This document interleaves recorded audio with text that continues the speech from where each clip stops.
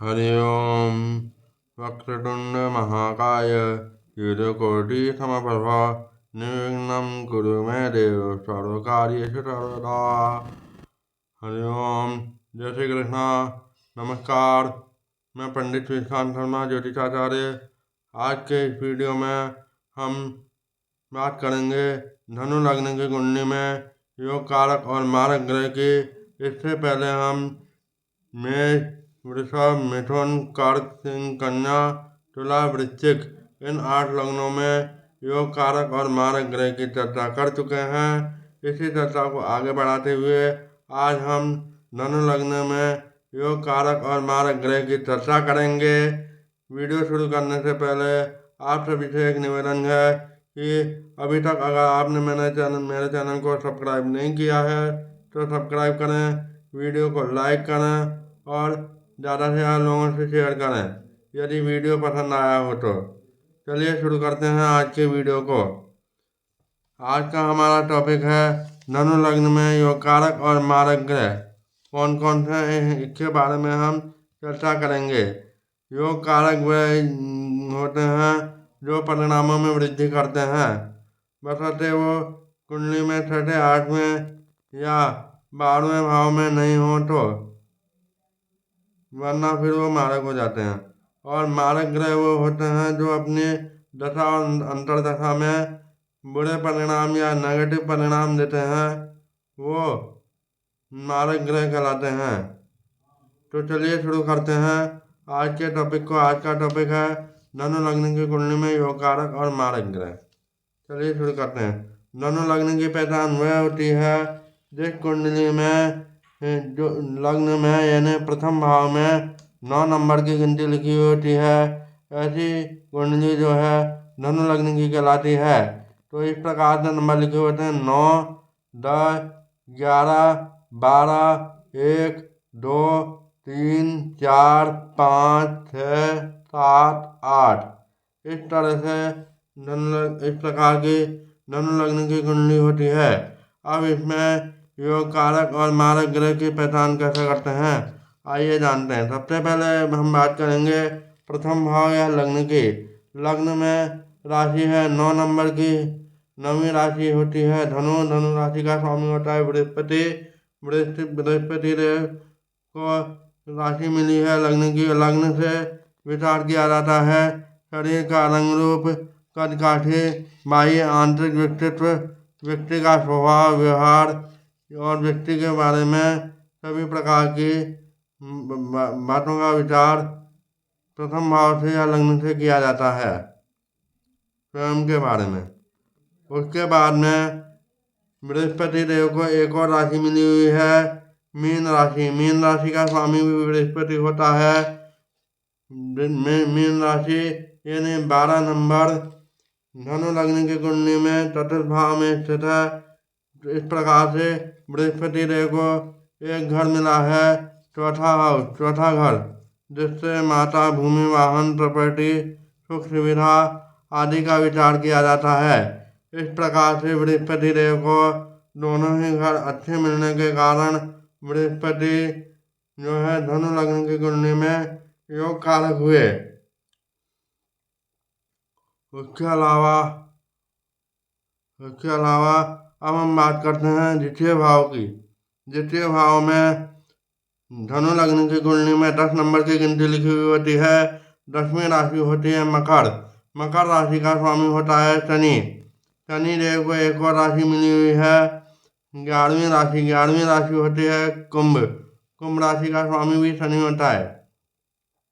इस प्रकार से शनि देव को एक तो द्वितीय भाव मिला है जिससे धनवाणी, कुटुंब आदि का विचार किया जाता है, और एक मिला है तृतीय भाव, तीसरा घर, जिससे पराक्रम, परिश्रम, साहस, छोटे भाई बहन आदि का विचार किया जाता है।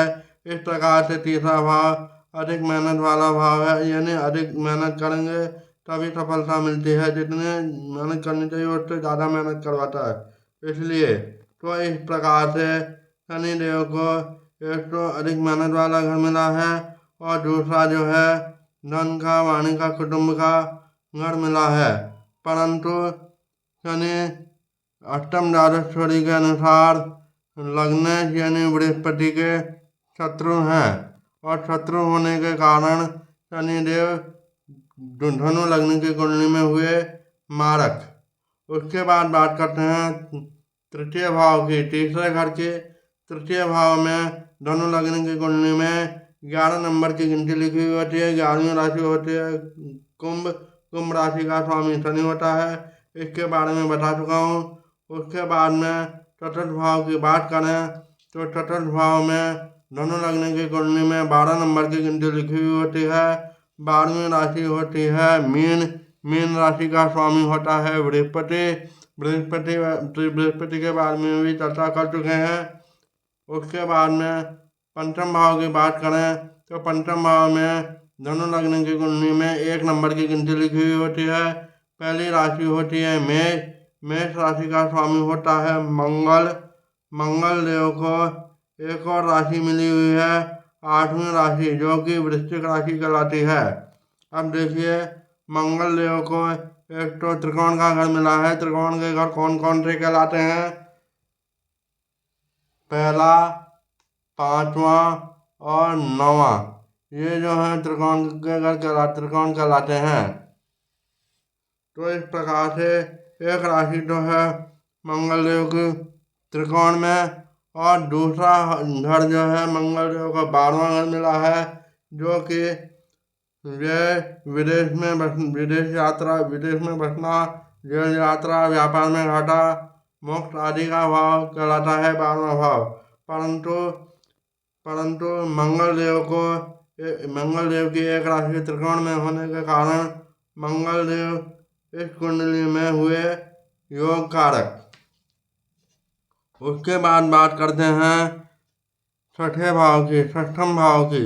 छठे भाव में धनु लग्न की कुंडली में 2 नंबर की गिनती लिखी हुई होती है। दूसरी राशि होती है वृषभ। वृषभ राशि का स्वामी होता है शुक्र। शुक्र देव को एक और राशि मिली हुई है तुला, जो कि धनु लग्न की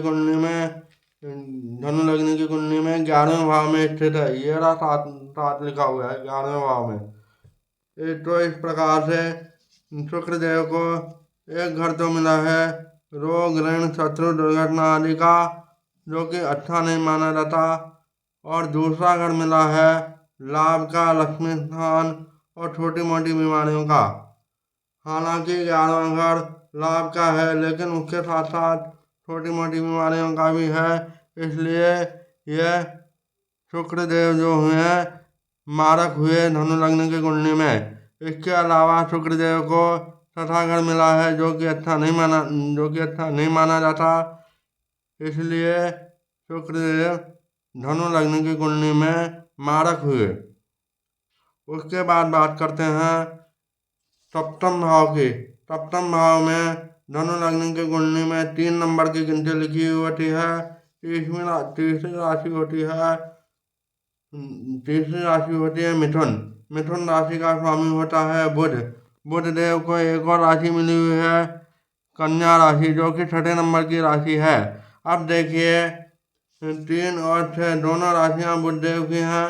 दोनों राशियां केंद्र में स्थित हैं, इसलिए यहाँ केंद्राधिपति दोष और यदि लग रहा हो तो बुध देव जो है मारक की श्रेणी में आएंगे, और केंद्राधिपति दोष नहीं लग रहा हो तो बुधदेव योग कारक की श्रेणी में आएंगे। और कब बुधदेव मारक होंगे, कब योग कारक होंगे, यानी केंद्राधिपति दोष कब लगेगा, वो भी हम आपको अभी बताते हैं। बुध की दोनों राशियां मिथुन और कन्या केंद्र यानी पहले, चौथे, 8वें और 10वें घर में से किसी भी एक घर में हो। यहाँ पर देखिए बुध देव की एक राशि 8वें घर में है और दूसरी राशि 10वें घर में है। तो इस प्रकार से ये दोनों राशियां केंद्र में हैं, फिर भी केंद्राधिपति दोष नहीं लगेगा। ऐसे में यदि बुध कुंडली के तीसरे, छठे, 8वें या 12वें भाव में हो तभी केंद्राधिपति दोष लगेगा। तीसरे, छठे, 8वें भाव के अलावा किसी और भाव में होंगे तो बुध को केंद्राधिपति दोष नहीं लगेगा, और यदि बुध को केंद्राधिपति दोष लगेगा तो बुध बुध जो है इस कुंडली में धनु लग्न की कुंडली में केंद्राधिपति दोष लगने पर मारक हुए। और यदि केंद्राधिपति दोष नहीं लगता है, यानी बुध यदि तीसरे छठे आठवें या 12वें भाव में स्थित न हो, इनके अलावा किसी और भाव में हो, तो इनको केंद्राधिपति दोष नहीं लगेगा। और केंद्राधिपति दोष नहीं लगेगा तो ये योग कारक कराएंगे। आगे केंद्राधिपति दोष लगेगा तो मारक होंगे। देन उसके बाद बात करते हैं अष्टम भाव की। अष्टम भाव में धनु लग्न की कुंडली में 4 नंबर की गिनती लिखी हुई होती है। अष्टम भाव से आयु, मृत्यु, कष्ट, बाधाएं, गंभीर बीमारी आदि का विचार किया जाता है। इस प्रकार से अष्टम भाव को अच्छा नहीं माना जाता।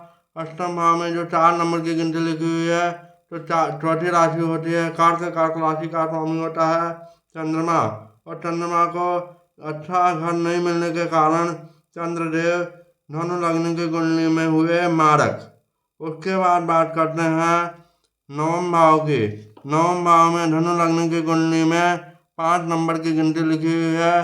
5वीं राशि होती है सिंह। सिंह राशि का स्वामी होता है सूर्य। और सूर्य देव को एक ही राशि मिली हुई है, सिंह राशि। और 5वें नंबर की गिनती जो है सिंह राशि की है वो त्रिकोण स्थान में है, इसलिए ये सूर्य देव भी धनु लग्न की कुंडली में हुए योग कारक। उसके बाद बात करते हैं दसम भाव की। दसम भाव में धनु लग्न की कुंडली में 6 नंबर की गिनती लिखी हुई होती है। छठी राशि होती है कन्या। कन्या राशि का स्वामी होता है बुध। बुध देव के बारे में चर्चा कर चुके हैं। उसके बाद बात करते हैं एकादश भाव की। 11वें भाव में धनु लग्न की कुंडली में 7 नंबर की गिनती लिखी हुई होती है। 7वीं राशि होती है तुला। तुला राशि का स्वामी होता है शुक्र। शुक्र के बारे में भी चर्चा कर चुके हैं। उसके बाद बात करते हैं 12वें भाव की। 12वें भाव में धनु लग्न की कुंडली में 8 नंबर की गिनती लिखी हुई होती है। 8वीं राशि होती है वृश्चिक। वृश्चिक राशि का स्वामी होता है मंगल। मंगल के बारे में भी चर्चा हम कर चुके हैं। अब इष्ट देव की बात करें तो धनु लग्न की कुंडली में पंचम भाव में कौन सी राशि है? ये पंचम भाव 1, 2, 3, 4, 5। पंचम भाव में धनु लग्न की कुंडली में 1 नंबर की गिनती लिखी हुई है। इसका मतलब कि मेष राशि होती है। मेष राशि का स्वामी मंगल होता है। इस प्रकार से धनु लग्न की कुंडली में इष्ट देव हुए मंगल। तो इस प्रकार से धनु लग्न की कुंडली में योग कारक ग्रह हुए बृहस्पति, मंगल, सूर्य। बुध में यदि केंद्राधिपति दोष लग रहा हो तो मारक हुए, और केंद्राधिपति दोष नहीं लग रहा हो तो योग कारक हुए धनु लग्न की कुंडली में। और सूर्य, ये सभी योग कारक ग्रह की श्रेणी में आएंगे धनु लग्न की कुंडली में। और धनु लग्न में मारक ग्रह हुए शनि, शुक्र और चंद्र, और इष्टदेव हुए मंगल। इस प्रकार से आज के वीडियो को यहीं समाप्त करते हुए अगले वीडियो में हम आपको धनु के बाद में मकर लग्न की कुंडली में योग कारक और मारक ग्रह के बारे में बताएंगे। तब तक के लिए नमस्कार, जय श्री कृष्ण।